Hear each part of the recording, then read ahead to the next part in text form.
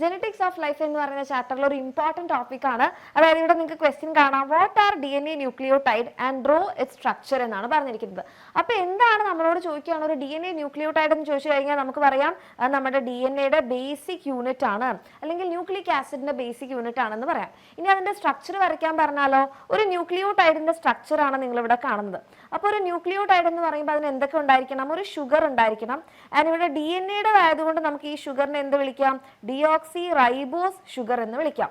പിന്നെ നമുക്ക് ഇവിടെ ഒരു നൈട്രജൻ ബേസ് ഉണ്ടായിരിക്കണം, നൈട്രജൻ ബേസ്. പിന്നെ നമുക്ക് ഇവിടെ എന്താണ്, ഒരു ഫോസ്ഫേറ്റ് മോളിക്യൂൾ ഉണ്ടായിരിക്കണം. ആൻഡ് ഈ നൈട്രജൻ ബേസ് DNA നമുക്ക് 4 ടൈപ്പാണുള്ളത്.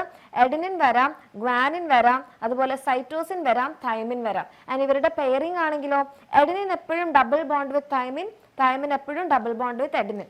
ഇവിടെ cytosine triple bond with guanine and guanine triple bond with cytosine. ഈ രീതിയിലാണ് നിങ്ങളുടെ ബോണ്ടിങ് വരേണ്ടത്.